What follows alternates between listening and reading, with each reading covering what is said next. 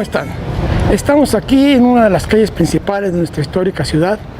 Estamos en el monumento que se levantó con motivo de cuando nuestra ciudad fue llamada Patrimonio Cultural de la Humanidad de 1996. Esta va a ser una serie de cápsulas muy interesantes que hablarán sobre la historia de nuestra ciudad. Los invito a hacer uso de la memoria colectiva, de andar aquí, de allá, de ver dónde estaban aquellas calles empedradas, de visitar nuestros portales, como los clásicos que vamos a ver en un momento más.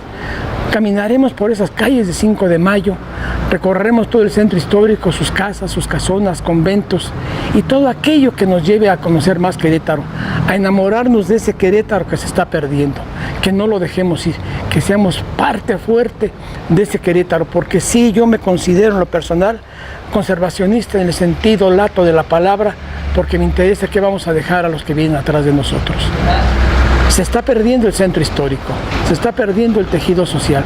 Rescatemos en la medida de nuestras posibilidades, y qué mejor que en este documento que se va a llamar Por Nuestras Calles, en la que vamos a hablar de todos esos, de algunos personajes. Hablaremos también, ¿por qué no?, de esos clásicos personajes como los zapateros, como el que vendía los cacahuates, el de las gorditas de cuajada, y tantos personajes que no queremos que se vayan de nuestra memoria. Por eso yo los invito muy atentamente a que recorran conmigo, a que nos inviten a caminar y caminemos juntos en ese colectivo imaginario, que caminemos por nuestra levítica ciudad. Esa levítica era por el número de capillas o iglesias que tenía y que tiene nuestra ciudad. Yo los invito a que caminemos, los invito a que conozcamos la Plaza de Armas, la que nos sirvió como base cuando se hizo la fundación de la ciudad de Querétaro en 1531. Y va a empezar con la Fuente del Marqués, en la que mucha gente, y dicen la fuente de los perritos. Es la Fuente del Marqués la que, gracias a su benevolencia, pudimos tener agua en 1736. A él le debemos la introducción del agua en Querétaro, junto con 7 fuentes principales. No es la Fuente de los Perritos, es la Fuente del Marqués de la Villa del Villar del Águila. Los invito a que nos acompañen por mis calles. ¿Gustan? Vamos. Vamos a la Fuente del Marqués. No es la primera fuente, lógico, había una anterior, pero nos va a servir de pauta para poder platicar con ustedes lo referente a esta plazuela tan hermosa, tan colonial, ¿por qué no ha sido también tan virreinal? Sobre este bello edificio que eran las casas consistoriales, que viene siendo lo que hoy es Palacio de Gobierno. Antiguamente fue Palacio Municipal, como todos sabemos, del Portal de Dolores, del Portal Quemado y del Portal de Samaniego. Atrás había un mesón de un señor Martínez de la Escalera. Primero que nada, se llamaba la Plaza de Armas, luego Plaza Constitución, y así fue cambiando de nombre, pero como lo conocemos y ha sido su nombre perenne, es Plaza de Armas. ¿Qué fue lo que pasó aquí? Habíamos comentado hace rato de que aquí, cuando fue la fundación, el 25 de julio de 1531, don Fernando de Tapia, con en su utilidad de Fernando de Tapia, ¿qué hizo? Dividió la ciudad en 2 partes. Hacia arriba el indio otomí o chichimeca, hacia abajo los españoles. Él, como se creía ya de español, pues todos lo sabemos que vivió en las principales calles, por ejemplo en la calle de los 5 Señores, ahí parece ser que vivió Fernando de Tapia, lo que hoy es la calle de Juárez. Entonces ahí lo ubicamos, pero aquí fue el corte de la traza, aquí fue la traza que hizo don Fernando de Tapia y dividió ricamente la ciudad. Hacia abajo los españoles tenemos la calle de Hidalgo, una de las calles que tienen unas casonas muy virreinales y que podemos gozar de ellas. Y hacia arriba, que en su momento hablaremos de ella, está el convento de la Santa Cruz de los Milagros, que nos va a evocar la parte misional de los franciscanos.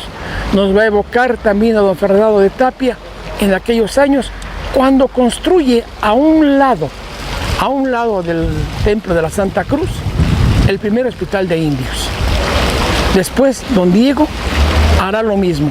Pero vamos a irnos poco a poco, vamos a irnos despacio para que sepan dónde estuvo el hospital que don Diego de Tapia, con sus gentiles hombres, lograron construir un hospital para los indios y para los españoles venidos en desgracia.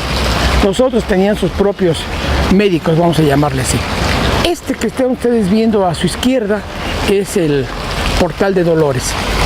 En este portal de Dolores hay la grandeza de López de Cala, que vive una de las casas consistoriales, una de las casas principales, pero además había en esta parte un mosaico con la Virgen de los Dolores, que después fue quitada, pero estaba en toda esa parte que conocemos nosotros como el Portal de Dolores.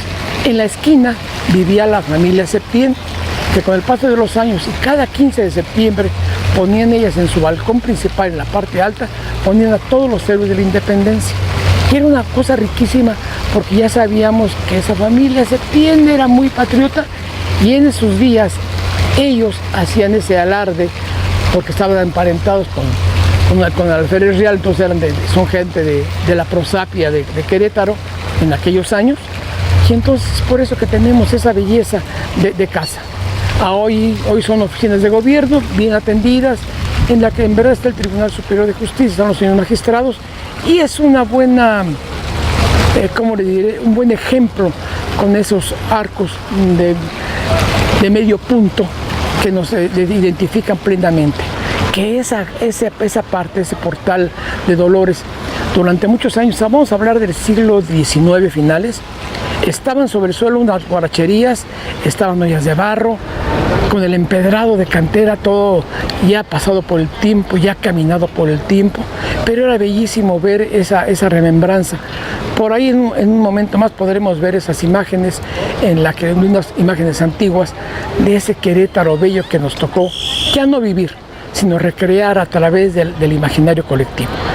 Entonces ese es uno de los principales portales, hermosísimo, con su cantera, y ahora es otra, pero la otra como golpeada, cincelada. Después tenemos enfrente el Portal Quemado. Pero el Portal Quemado trae en su parte superior, en su parte heráldica, vamos a llamarle, el TSJ, que es Timoteo Fernández de Jáuregui. Era el dueño de estas casas.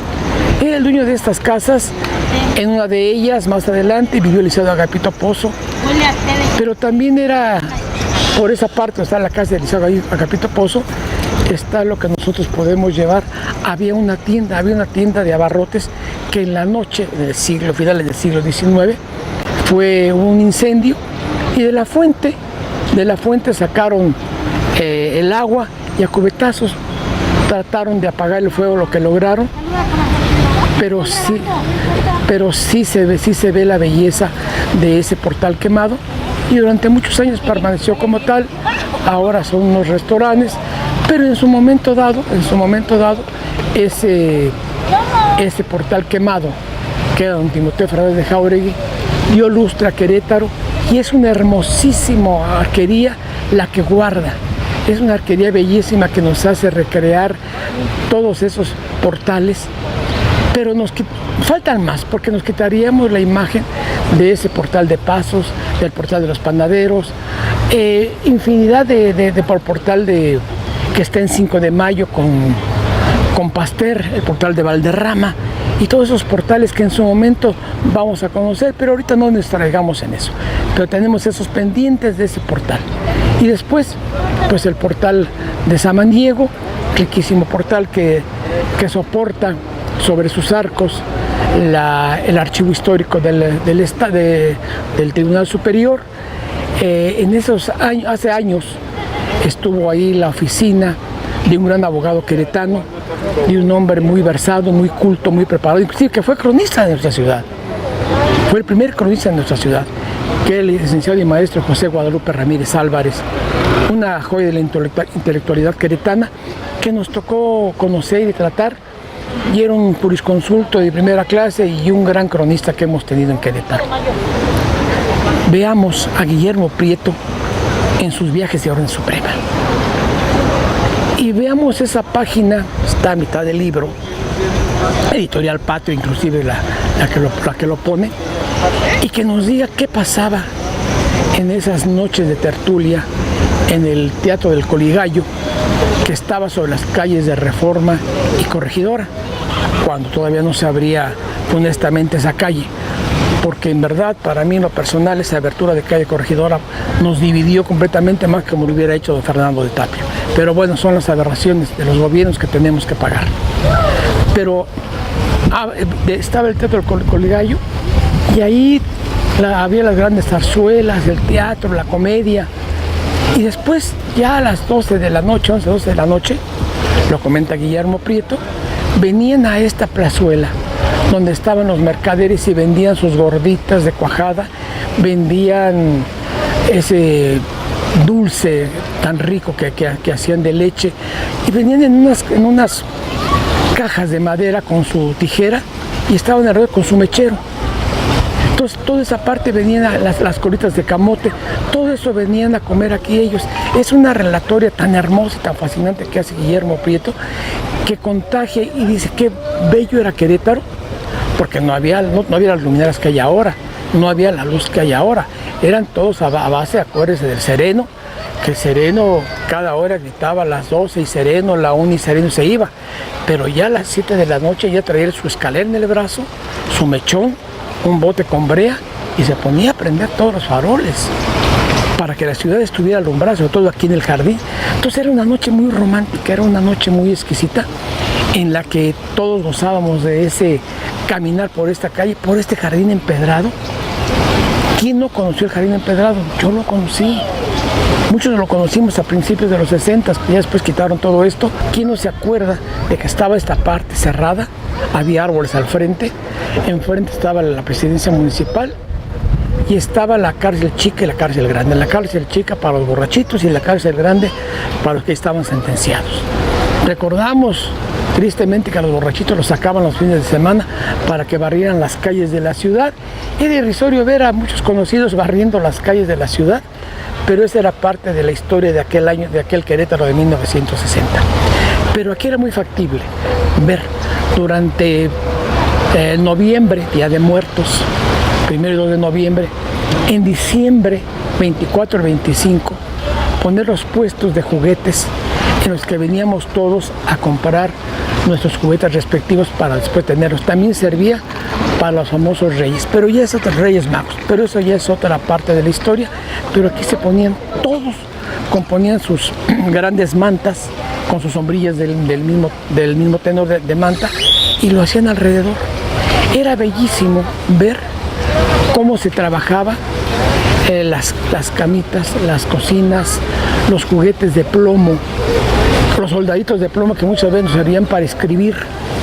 Todo eso se guarda en la memoria colectiva, todo eso lo guardamos cada uno de nosotros por lo que nos interesa este edificio. Nos interesan esas casas consistoriales venidas a menos y hoy es un palacio de gobierno rejuvenecido, fuerte, y que qué bueno que quitaron la cárcel real porque no era prudente que cuando y el grito libertario de la independencia con la señora Josefa Ortiz de Domínguez haya sido cárcel. Pero este edificio fue reconstruido en 1770 por don José Martín de la Rocha y Lenz. Él le pidió al virrey una autorización de un plazo más de 5 años para poder él estar en este edificio, pero fue con la condición de que reedificara él mismo. Entonces, la historia falseó un poco cuando dicen que él lo construyó, no, él lo reedificó. Hay documentos, manuscritos que hablan sobre esa veracidad. Entonces, estas fueron las casas consistoriales, pero nos faltaba agregarle algo, como es en muchas de las casas o centros virreinales, que estaban las casas consistoriales y estaba el obispado. Aquí no pudimos tener nada de obispado porque el obispado llegó hasta 1866-67 con Gárate, que fue el primer obispo que tuvimos. El primer obispado, la primera cátedra fue la parroquia de Santiago, que es lo que tenemos prácticamente vivo. Después se fue San Francisco como parroquia hasta 1911.